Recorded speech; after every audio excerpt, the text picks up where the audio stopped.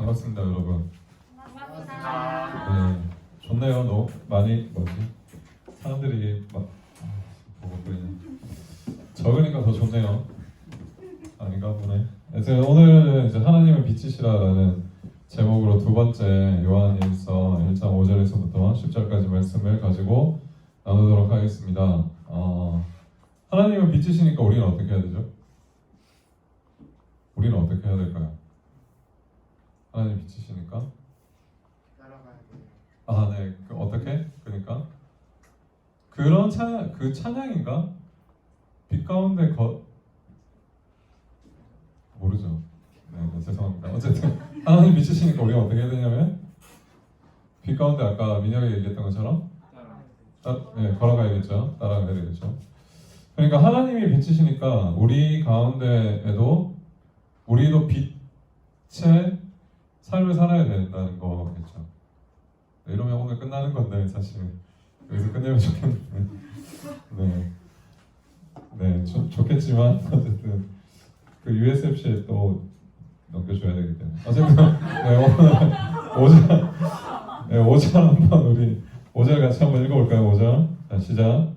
우리가 그에게서 듣고 너희에게 전하는 소식은 이것이니 곧 하나님은 빛이시라 그에게는 어둠이 조금도 없으시다는 것이니라. 하나님은 빛이시고 그 가운데에서는 어둠이 조금도 없으십니다. 그런데 만일 우리가 하나님과 사귐이 있다고 하면서 어둠에 행하면 거짓말을 하고 진리를 행하지 아니하다고 이야기를 합니다. 다른 말로 하면 어떤 말이냐면 이제 여러분들 우리 주기도문을 외우잖아요. 주님께서 가르쳐 주신 기도를 보통 많이 하는데 거기에 보면 우리가 악에 대해서 어떻게 한다고요?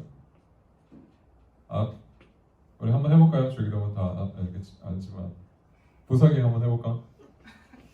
옛날 버전으로 할까? 뭐 마음대로 하세요. 예. 새 버전 모르나 보네. 네, 다. 네, 해보세요. 하늘에 계신 우리 아버지, 이름이 거룩히 여김을 하늘에 아버지가 있다는 건 무슨 말일까요? 아버지가 왜 하늘에 있는 걸까요? 넘어가겠습니다. 자, 그 다음에 그리고 이름이 거룩히 여김을 받으시오며 네, 나라가 임하시오며 네, 뜻이 하늘에서 이루어진 것 같이 땅에서도 이루어지리. 그리고 오늘날 우리에게 일용할 양식을 주시옵고 네, 그 일용할 양식을 주시옵고 그리고 그 다음에 우리를 시험에 들게 하지 마시옵고 다만 악에서 빠졌지. 네, 네 어쨌든 네, 됐습니다. 우리를 어디에서 구해달라고요? 악에서 그 악이 뭘까요? 뭐라고? 죄에서 구해달라고? 악이 뭘까요? 신학과 3명 있네요 오늘. 네. 네, 빨리 아버지. 악은 뭘까요?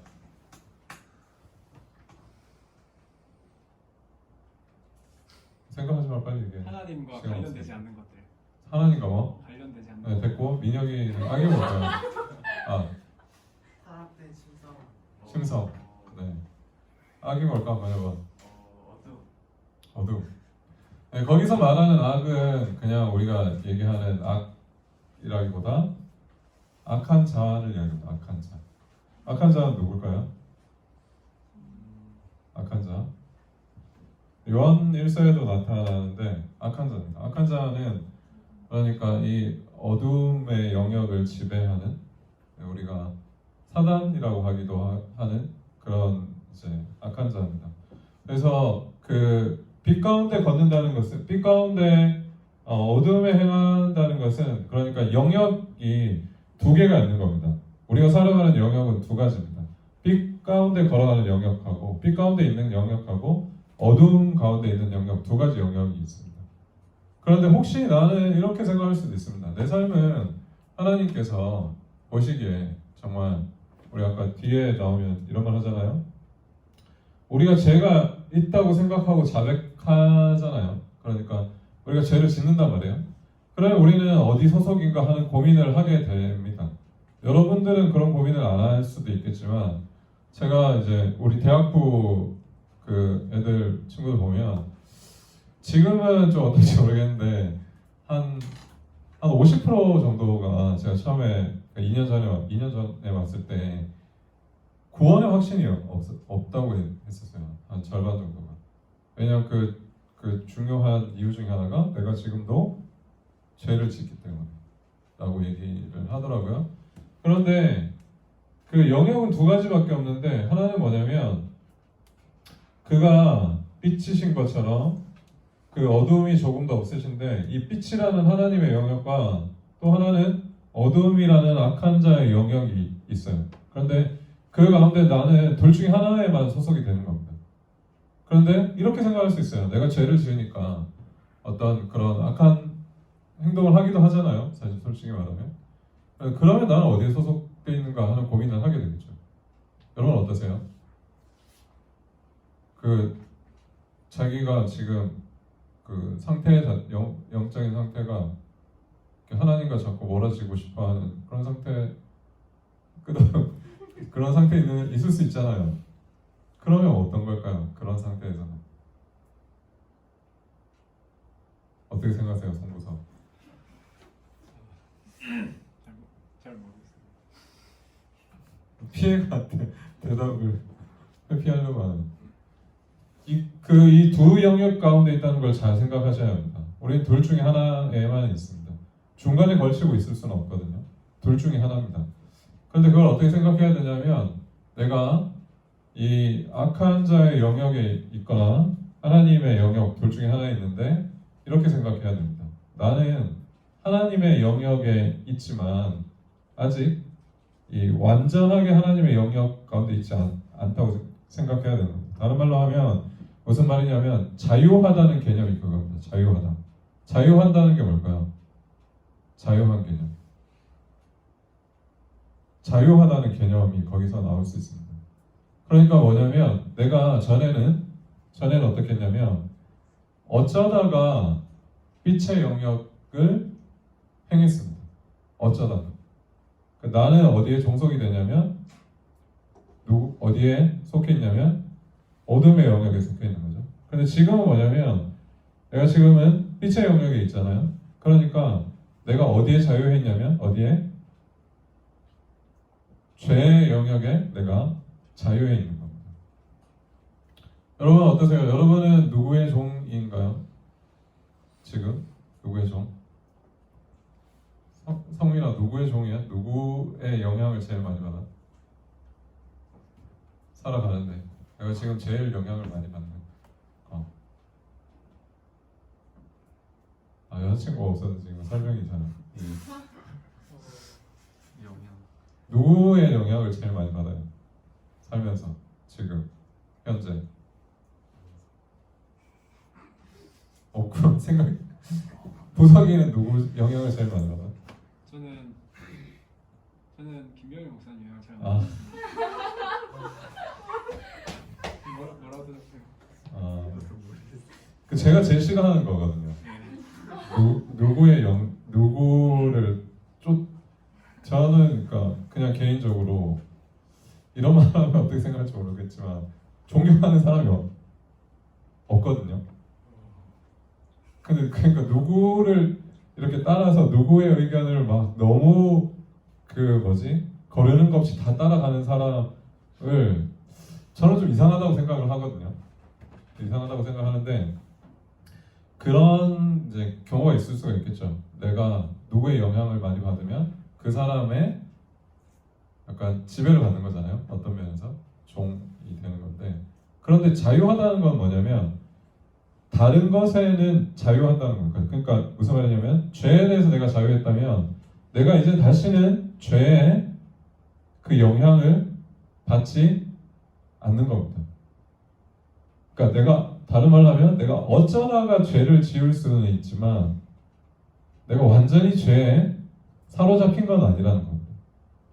전에는 내가 의로운 이 영역을 가끔 행할 수 있었는데 그전에는 내가 완전히 죄에 종속되어 있었는데 지금은 어떠냐면 그 반대로 죄에는 자유한 거죠. 그런데 하나님께 종속되어 있는 겁니다. 저는 뭐의 종이냐면 피곤함의 종이고 항상 항상 피곤해 있어가지고 사람들이 항상 저한테 제일 많이 묻는 질문이 뭐냐면 피곤하냐는 질문이거든요. 어디 가든지. 거기에 계속 잡혀 있는 거죠. 종이라는 개념은 그런 건데 내가 자유하다는 것은 그것에 완전히 매여 있지 않고 어쩌다가 하는 것입니다. 우리는 다 그런 존재입니다. 그런데 문제는 뭐냐면 어떤 문제가 있냐면 이것은 실제적인 겁니다. 실제적인 거. 그러니까 영역이 두 가지가 있다고 했잖아요. 근데 이 두 가지는 실제적인 겁니다. 그러니까 죄나 악이라는 것은 아까 주기도문 할 때 악을 뭐라고 했다고요? 악한 자입니다. 악한 자. 악한 자가 지배하는 것을 이야기합니다. 그러니까 우리의 삶은 뭐냐면 이 악한 자와 하나님의 이 영역 가운데 있고 거기서 실제적으로 내가 어디에 더 영향을 많이 받는가 하는 싸움이 계속된다는 겁니다. 그걸 잘 기억하셔야 합니다. 이걸 잘 기억하셔야 되는데 이걸 잊어버리면 어떻게 되냐면 여러분들 그렇잖아요. 영적인 상태가 이렇게 내려가면 어떻게 하냐면 여러분들이 주로 그 잘못하는 죄들을 반복하게 되는 경우가 많지 않나요? 그렇게 됩니다. 영적인 이 사이클이 내려가면 내려갈수록 저 같은 경우는 엄청 짜증을 많이 내고 뭐라고 할까 제가 이거 전에도 이렇게 말을 했는지 모르겠는데 드라마를 이제 막 보기 시작하거든요. 성경책 읽는 시간이 점점 줄어들고 이 사이클이 내려가면 드라마를 엄청 본단 말이에요. 그 다음에 뭘 보냐면 만화를 보기 시작해요. 웹툰을 막 보기 시작하고 또 더 이제 비슷하게 내려가면 또 뭐 하냐면 게임을 엄청 많이 해요. 이 세 가지 내가 세 가지를 알 수 있는데 드라마와 웹툰과 게임 세 가지를 다 하고 있으면 엄청 지금 상태가 안 좋다는 걸 저는 그걸로 파악하거든요. 제 자신은. 그런데 여러분도 그런 게 있을 거예요. 아니면 어떤 습관적으로 짓는 죄들이 점점 더 그런 죄들을 더 많이 짓게 되는 거죠. 영적인 상태가 내려갈수록. 그걸 바로미터가 있을 거 아니에요. 내가 이 정도면 어느 정도 상태인가 하는 거죠. 대체로 보면 이 상태가 여러분들은 보니까 우리 운동원들 같은 경우는 좀 나은데 막 올라와 있는 경우는 거의 별로 잘 없는 것 같아요. 그러니까 상태가 한참 좋은 상태. 근데 이것이 왜냐면 뭐라고 할까? 어떻게 생각해야 될까? 영적인 전투를 하고 있다는 생각을 요즘은 정말 잘 안 한다는 기분이 들어요. 어떠세요? 여러분들 신앙생활 하는데 이게 어떤 뭐라고 할까? 그 영적 악한 자와 그 영역과 나와의 싸움이라는 생각을 하는지 잘 모르겠습니다.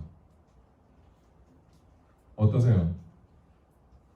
준서가 어떻게 생각해?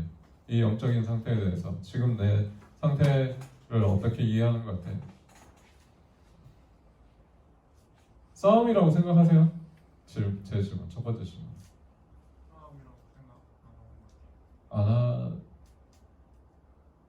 안 하죠? 성민이는 어떻게 생각해? 싸움이라고 생각하세요? 이 영적인 영역에서의 어느 영역에 속할 것인가의 싸움. 생각은 하는데 행동은 그렇게 잘 안 해요. 행동은 그렇게 안 된다는 건 뭐죠? 저는 이제 안 끌려간다는 건가? 끌려가기도 하고 약간 뭔가 다른 거를 좋지를 않다고 해야 하나? 그러니까 그러니까 영적인 그게 더 좋아지려는 노력을 잘 안 한다는 거죠. 그래서 그 영적인 상태는 물론 내가 이 영역에 속해 있지는 않지만 내가 방심하면 이쪽으로 자꾸 가려는 경향성을 보이게 돼요. 그걸 뭐라고 하냐면 우리가 아직 육신에 있다고도 바울의 이야기를 하면 내가 아직 육신에 있다는 표현이기도 하고 좀 어렵게 얘기하면 이걸 어떻게 얘기하냐면 신학적으로 종말론적인 긴장 상태에 있다고 얘기해요. 종말론적인 긴장. 그러니까 지금 우리의 구원은 이미 시작돼서 우리는 하나님의 영역에 있지만 이건 아직 완성되지 않은 거죠. 그러니까 이미와 아직의 사이에 있다고 하거든요.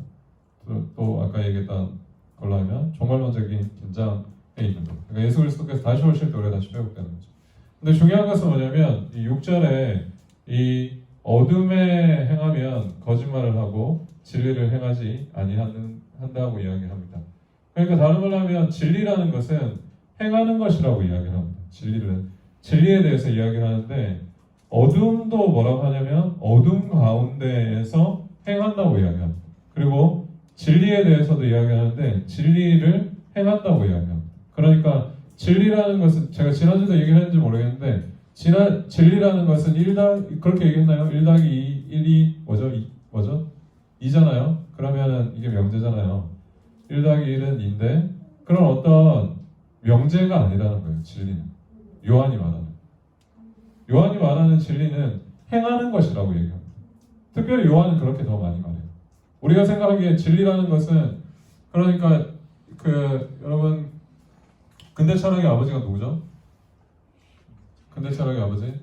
현대 철학의 아버지라고 해야 되나? 근대 철학의 아버지? 뭐라? 맞습니까? 누구냐고? 해결을 많이. 네, 누굴까요? 우리가 지금 하는 모든 학문의 뭐 약간 기초적인 시작을 누가 했을까요? 누구의 철학의 영향을 제일 많이 받을까요? 네? 해결한 데카르트. 그 중간에 뭐야? 그 중간에 해결하고 데카르트 중간에 칸트거든요. 네. 칸트인데 칸트가 이야기하는 건 되게 중요한 게 뭐냐면 신에 대한 이해는 어떤 우리가 생각하는 정합을 벗어나는 거잖아요.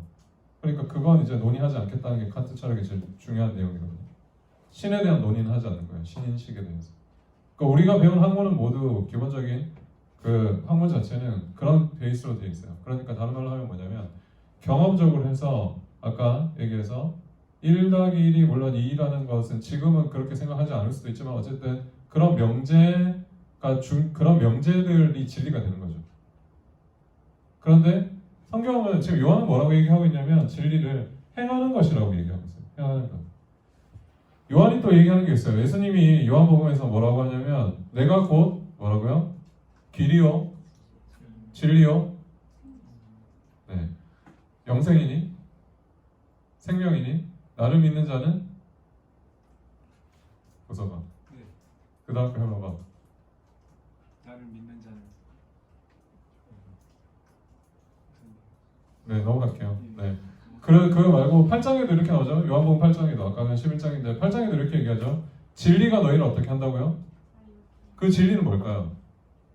아까 말했던 예수 그리스도가 말했던 내가 길이고 진리고 생명이라고 얘기하는 거예요. 그러니까 다시 말하면 아주 지금 요한이 말하는 이 진리라는 것은 구체적이고 실천적인 삶이면서 예수 그리스도 그 인격 자체라는 것을 이야기를 하고 있는 겁니다. 그와 사귀는 것을 이야기합니다. 제가 지난주에 또 얘기했는데 그 빛 가운데 행하는 것은 하나님의 빛이시기 때문에 아까 우리가 빛 가운데 걸어가야 된다고 얘기를 했잖아요. 근데 그것은 뭐냐면 그렇게 행할 때 우리가 사귐이 있다고 이야기를 합니다. 그러니까 진리 자체는 뭐냐면 요한이 말하는 진리 자체는 1 더하기 1이 2라는 그런 진리가 아니고 예수님이 어떤 분이다라는 그런 진리가 아니라 예수님과 함께하는 사귐 가운데 걸어가는 것, 그러니까 사귐을 하는 것, 사귀는 것, 그걸 진리라고 생각을 할 수가 있습니다. 그러면 그 아들 예수의 피가 우리를 모든 죄에서 깨끗하게 하실 것이요 라고 되어 있습니다. 한글 번역은 어떻게 되어 있냐면 이게 하실 것이요로 되어 있어가지고 어떻게 되어 있죠? 미래잖아요, 미래. 그러니까 무슨 말이냐면 빛 가운데 행하면 깨끗하게 하실 것이요. 그러니까 내가 빛 가운데 거해야 깨끗하게 할 것이다 이렇게 번역이 되어 있는데 원래 성경은 이게 현재입니다. 현재. 그러니까 내가 깨끗해 있다는 것을 어떻게 알 수 있느냐? 그건 내가 빛 가운데 행하면서 사귐을 하는 것으로 알 수 있다 이렇게 생각할 수가 있습니다. 이 구절을 이해할 때 내가 빛 가운데 행해야지 깨끗함을 받는 게 아니고 빛 가운데 있다는 이 사실은 내가 깨끗하게 한다는 것을 보여준다는 것으로 이해할 수 있어요. 이 구절에서. 그래서 결국 어쨌든 6절에서 7절에서 중요한 내용은 뭐냐면 예수 그리스도를 인격적으로 교제하는 것이 어떤 것인가에 대한 생각을 해보아야 된다는 겁니다. 그게 뭐냐면 진리를 행하는 것인데 빛 가운데 걷는 것을 그것이라고 생각할 수가 있습니다. 근데 사귐이 있는데 이것을 제가 한번 생각을 해봤는데 실제적으로 우리가 교제를 하잖아요. 교제를 하면 친밀감이 생기잖아요. 어떤 사람과 교제를 할 때. 예를 들면 제가 이 중에서 제일 친밀한 사람은 누구냐면 부석이겠죠. 매주 보니까 어쩔 수 없이. 그래서 제가 지금 이제 다른 강의도 녹화하는데 네, 어쩔 수 없이 이제 부석이가 따라와가지고 그 녹화를 계속 녹화를 해주고 토요일에도 만나고 주일에도 만나고 또 화요일에도 이렇게 만나고 막 이러니까 제일 시간을 많이 보내겠죠. 그러면 친밀도가 더 쌓이겠죠? 쌓이지 않을까요? 어떻게 생각하세요? 친밀감을 느끼는데 어느 정도 제가 지난주에 막 그런 얘기 했었잖아요. 막 그 호르몬이 나오는데 친밀감을 느끼는데 그 친밀한 관계가 되는데 얼마나 시간이 걸릴까요? 한 사람과 이 관계에서 어떤 사람과 보통 80시간에서 100시간 정도를 같이 보내야 친밀감이 생긴다고 합니다. 그래서 저는 예수님과 우리가 예수 그리스도를 믿고 또 예수님과 교제하고 또 예수님이 진리이고 우리 가운데 임재해 계시고 이런 말들을 많이 하지만 실제로 여러분의 삶에서 예수 그리스도가 어디에 있는지 얼마나 함께 있는지를 구체적으로 생각하는지가 궁금합니다. 예수님이 얼마나 여러분의 삶에 들어와 있는지. 그래서 그 시간이 얼마나 내 삶의 비중에서 얼마나 많은 비중을 차지하고 있는지. 이게 정말 중요한 게 아닐까 하는 생각이 듭니다. 제가 최근에 이제 그런 생각을 하는데 어떤 생각을 하냐면 우리 지난주에 언제 만났죠? 지난주인가? 금요일에 만났는데 금요일에 몇 명하고 이제 거제를 갔다 왔거든요.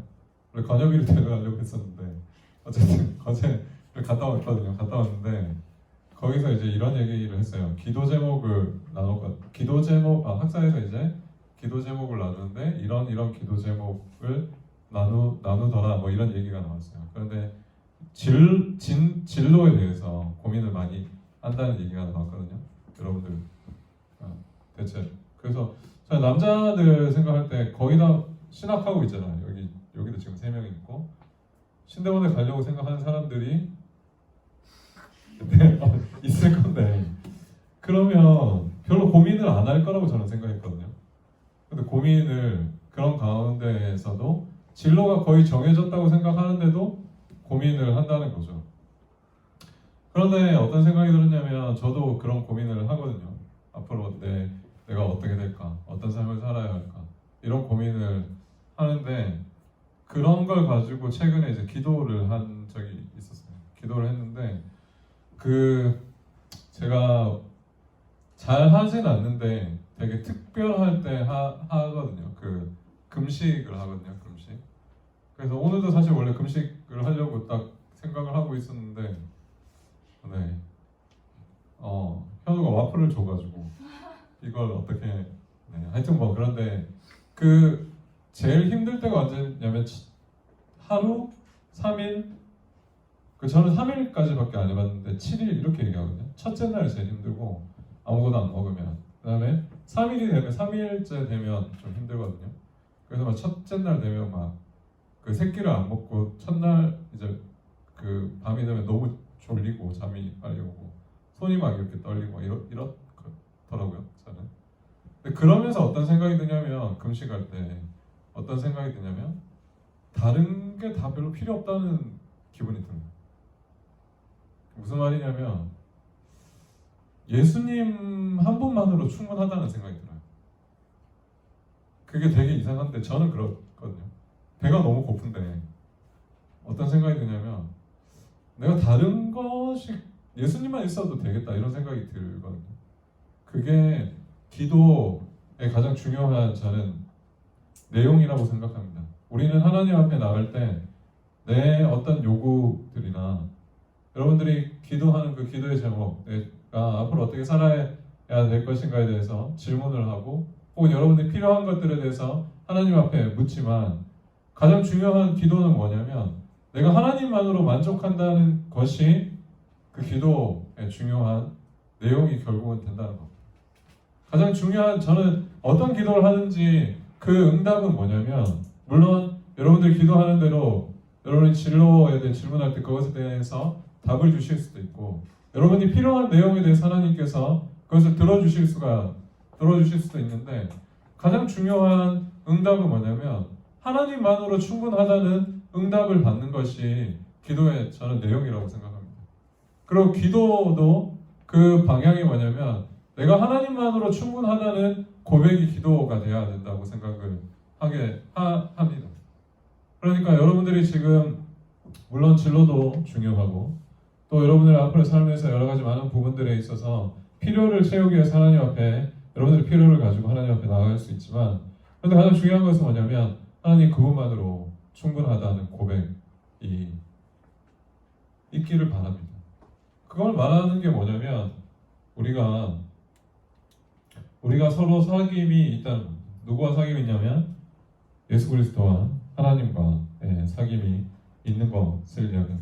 그 사귐은 실제적인 것이고 그 사귐은 추상적이거나 어떤 책에서 읽는 그런 진리를 읽는 것처럼 그런 것이 아니라 실제로 여러분의 삶에서 예수 그리스도가 얼마나 여러분의 삶에 들어와 있는가 하는 것과 같은 질문입니다.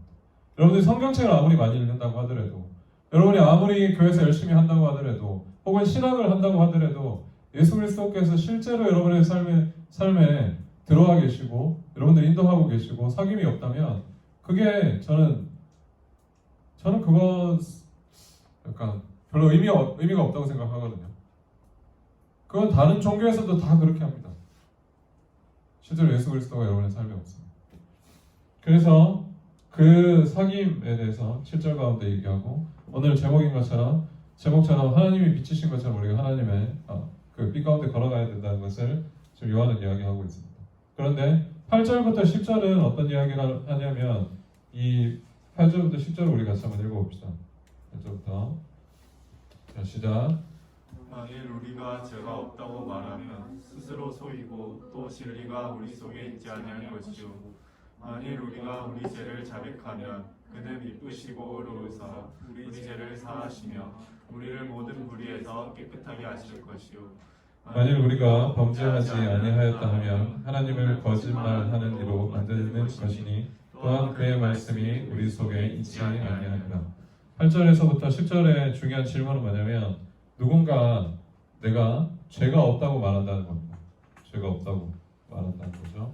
10절에도 똑같이 이야기하는데 우리가 범죄하지 아니하였다고 말한다는 겁니다. 이건 지난주도 얘기를 했었는데 이 요한 1서가 쓰이는 당시에 그 대상이 혹은 요한 1서를 쓰는 그 상황이 어떤 상황이냐면 초기 영지주의는 아니고 초기 영지주의인데 그 사람들은 어떻게 생각했냐면 내가 이렇게 생각할 수도 있잖아요. 우리도 내가 구원 받았는데 죄를 좀 지으면 어떨까 어떠냐 이렇게 생각할 수도 있겠죠. 근데 이 당시에 어떻게 생각했냐면 육체적인 삶이 영적인 부분에 영향을 주지 않는다고 생각한 사람들이 있었습니다. 그러니까 다른 말로 하면 무슨 말이냐면 내가 죄를 육체적으로 지어도 그게 내가 구원받는 것하고 전혀 상관이 없다. 그러니까 내가 죄라는 그 영향을 받지 않는다는 생각을 하던 사람들이 있었다는 겁니다. 거기에 대한 대답이 뭐냐면 죄가 없다고 말하면 스스로 속이고 진리가 우리 속에 있지 않는다는 것입니다. 그러니까 아까 앞에 것하고 약간 또 말이 안 되잖아요. 너희가 빛 가운데 있다고 얘기했는데 지금 너희는 죄가 있다는 식으로 하는 거거든요. 그래서 이 9절과 8절에서 10절은 앞에 내용하고 약간 좀 논리적으로 흐름상 맞지 않습니다. 맞지 않는데 지금 요한이 이야기하고 싶은 건 뭐냐면 죄가 없다고 말하는 것에 대해서 사람들이 그 당시 말하던 그것에 대해서 이야기를 합니다.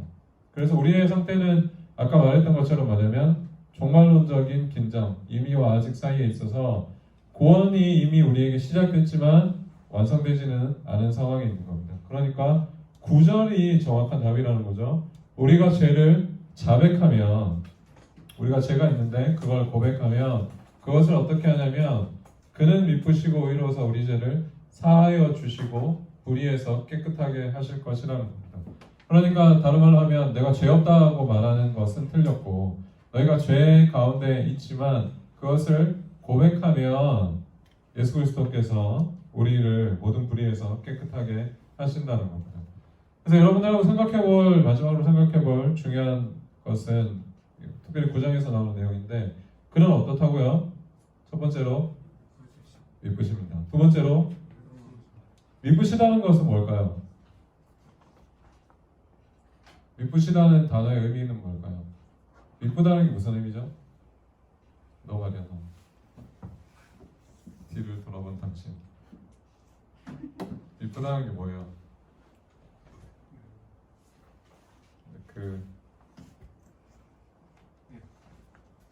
뭐 미쁘다는 게 뭘까요? 무슨 뜻이죠? 넘어가라고? 미쁘다는 게 뭘까? 나나. 미쁘다는 게 뭘까? 미녀가 미쁘다는 게 뭘까? 검색해서 믿음성이 있다라고. 아 좋아요 맞아요. 믿음성이 있다는 거는 또 뭐죠? 믿음성이 있으니까 뭐죠? 내가 믿을만 하다는 겁니다. 예수님은 믿을만 하신 분이라는 겁니다. 믿을만 하신 분이라는 겁니다. 영어로 하면 faithful이죠. faithful. 믿을만한 분입니다. 되게 중요한 단어입니다. 구약에서 그리고 신약에서 하나님이 누구신가 하는 것을 이야기할 때 가장 중요한 단어 중에 하나입니다. 미쁘다. 그 성경 다른 말로 하면 신실하시다. 신실함입니다. 두 번째는 뭐냐면 의로우십니다. 의로우시기 때문에 우리를 용서하실 수 있습니다.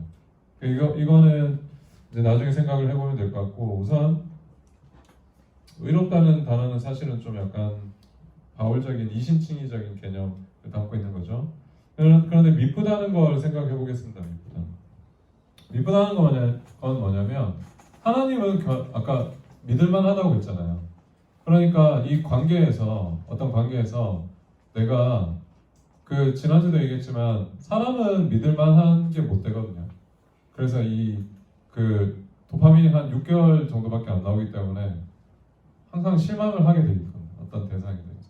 오늘도 그런 SNS에서 그런 짤을 봤는데 오래 만나면 오래 만날수록 결점이 더 보인다는 거죠. 더 좋은 게 보이는 게 아니고. 그러니까 아까 제가 얘기했던 것처럼 부석이하고 제가 제일 시간을 많이 보내니까 서로 안 좋은 걸 계속 보는 거죠. 더 좋아지지가 않고 관계가. 그러니까 관계가 점점 안 좋아지는 거죠. 그런데 하나님은 어떠신 분이시냐면 그런 게 없고 신실하다는 거예요. 다른 말로 하면 무슨 말이냐면 하나님은 자기의 백성에 대해서 절대로 신실함을 놓지 않는다는 겁니다. 이스라엘 백성들 한번 생각해 보시면 좋습니다. 구약에서 이스라엘 백성들은 하나님 앞에 제대로 신실하게 살았던 적이 거의 많이 없습니다. 그렇지만 하나님은 그 백성들에 대해서 신실함을 거둔 적이 없으십니다. 그래서 시편 23편은 그렇게 노래하잖아요. 제일 마지막에 이것도 한번 해볼까? 앞에서부터 한번 해볼까? 23편 한번 외워볼까? 여호와는 나의 네, 해보세요. 나의 목자시니. 가엾으리. 네, 그리고 나를 그가 나를 푸른 초장에 초장에 누이시고 쉴만한. 신만한 물가로 인도하시고. 네, 그리고 그다음 안 넘어가네요. 그 다음 뭘까요? 네. 주의 지팡이. 지팡이와 막대기가 나를 안위 하시나이다. 그 다음에 내가 음침한 골짜기에 사막의 음침한 골짜기로 다닐지라도 들어가지 아니하고 뭐를 해를 두려워하지 않을 것은 그가 나를 주께서 나를 나와 함께 하십니다. 그리고 그 다음에 계속 합니까? 계속 해야지 안 끝났잖아. 그 다음에 누구인데요? 네, 하세요. 주께서 내 원수의 목전에서 내게 상을 차려주시고 네, 그 세 번역이죠. 내게 상을 베푸시고 기름을 내 머리에 네. 붓으니 내 잔이 넘치나이다. 내 잔이 넘치다니다. 마지막이 중요한데 마지막이 뭐냐면 주의 선하신가 선하심과 인자하심 인자하심이 어떻다고요? 반드시 나를 따르는 반드시 나를 따르는 겁니다. 그 신실함과 짝이 되는 단어가 뭐냐면 인자, 은혜 이런 겁니다. 그 아까 이야기했던 것처럼 선하심과 뭐라고요? 인자하심. 주님 하나님의 그 선하심과 인자하심은 어떻게 한다고요? 반드시 나를 옛날 번역은 정령인데 정령 나를 어떻게 한다고요? 따른다는 겁니다. 따른다. 어떻게 따르는 거죠? 따르는데 어떻게 따라오는 걸까요?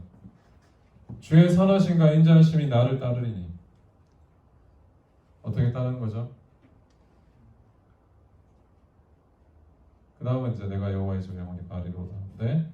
어떻게 따르는 걸까요? 어떻게 따라다녔어요? 따라다닐 때 따른다. 우리 번역은 약간 따른다라고 되어 있어가지고 뭔가 이렇게 졸졸 쫓아가는 약간 그런 느낌인데 원래 성경은 어떤 단어냐면 약간 그때 당시에 그 고대 이스라엘도 마찬가지인데 그때 당시에 말이 이끄는 전차 같은 게 있잖아요. 말 타고 커바디스에 보면 커바디스가 맞나? 하여튼 그 뭐지? 전차가 있잖아요. 전차 말이 이끄는 뭐 2마리나 4마리나 이렇게 그 말들이 그 전차를 이끌면서 막 전쟁 때 막 달리잖아요. 그렇게 달리면서 쫓아오는 걸 이야기합니다. 하나님의 그 선하심과 인자하심은 어떠냐면 나는 실패할 수 있는데 혹은 나는 하나님 앞에서 내가 죄의 종이 아니지만 죄의 영향을 받아서 하나님의 백성답게 살지 못하는 경우가 있음에도 불구하고 하나님은 어떠하시냐면 그분은 미쁘셔서 나를 어떻게 쫓아오냐면 끝까지 나를 그렇게 여러 마리가 달린 전차가 나를 쫓아오는 것처럼 전쟁터에서 그냥 따라오는 것이 아니라 그 전차가 나를 마치 쫓아오는 것처럼 그렇게 계속해서 나를 쫓아온다는 겁니다. 여러분의 삶과 인생에서 가장 중요하게 생각해야 될 것은 무엇이냐면 여러분의 실력이나 여러분의 능력이나 여러분이 뭔가 할 수 있다는 그런 생각으로 여러분의 삶을 이끌어가는 게 아니라는 겁니다. 여러분의 진로에서도 여러분의 신앙생활에서도 여러분을 이끌어가는 것은 무엇이냐면 또 혹은 여러분을 쫓아오는 것은 무엇이냐면 이 하나님의 포기하지 않는 이 신실함이라는 것을 여러분 분명하게 기억해야 합니다. 그것이 매우 중요합니다. 그래서 그분은 그러니까 이렇게 되는 거죠. 그분이 미쁘시니까 사실 이것도 설명을 하긴 해야 되는데 그는 미쁘시니까 우리를 포기하지 않고 다른 말로 하면 여기 하나 더 들어가 있는 거죠. 그는 미쁘셔서 우리가 죄를 지금 짓고 있어도 우리를 포기하지 않고 끝까지 쫓아오셔서 우리 죄를 사하신다는 거죠. 그리고 우리를 그 모든 불의에서 깨끗하게 하실 것이라는 것. 나를 의지하는 것이 아니고 하나님의 그 미쁘심과 예수 그리스도의 그 이로우심이 나를 이렇게 하나님의 영역으로 계속 이끌어간다는 것을 기억하고 생각하는 여러분들이 되시면 좋겠습니다.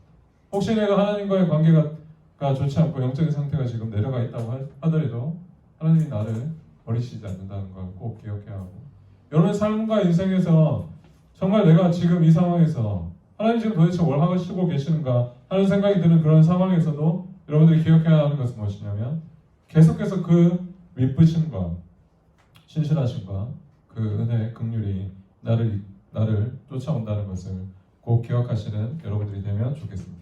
우리 같이 한번 기도하도록 하겠습니다. 살아계신 하나님 감사합니다. 우리의 삶이 우리가 원래는 죄에서 자유하고 또 우리가 의의 하나님의 영역에 온전히 거해야 하는데 우리 육신의 삶이 자꾸 다른 방향으로 가게 합니다. 그리고 죄 가운데 머물기도 하고 하나님이 기뻐하시지 않는 모습을 또 보이기도 합니다. 그러나 하나님 우리가 분명히 알게 해 주시옵소서. 하나님의 미쁘심이 우리를 끝까지 쫓아오실 것이라는 것과 하나님의 사랑이 우리를 끝까지 쫓아와서 우리가 죄를 고백할 때 하나님께서 우리를 의롭다 하시고 또 우리의 죄를 용서해 주실 것이라는 그 믿음을 가지게 하여 주시옵소서. 또 특별히 우리 보신대 SFC 운동원들 한 명 한 명이 그들의 삶에 여러 가지 많은 고민들과 또 진로에 대한 여러 걱정들과 그러면 이 삶에서 정말 하나님이 살아계신가 하는 그런 질문들을 할 때가 있을 것입니다. 그런 가운데서 이들이 꼭 기억해야 될 것. 하나님께서 우리를 그 선하신가 인자하심이 우리를 그렇게 말을 타고 쫓아오는 것처럼 우리를 따라온다는 것을 기억할 수 있게 하시고 하나님을 의지할 수 있게 하나님 도와주시옵소서. 그런 가운데 하나님과 더욱더 깊은 교제와 또 사귐이 있게 하시고 빛 가운데 걸어가는 우리 고신대 SFC 운동원들이 되게 하나님 인도하여 주시옵소서. 감사드리고 예수 그리스도의 이름으로 기도드립니다.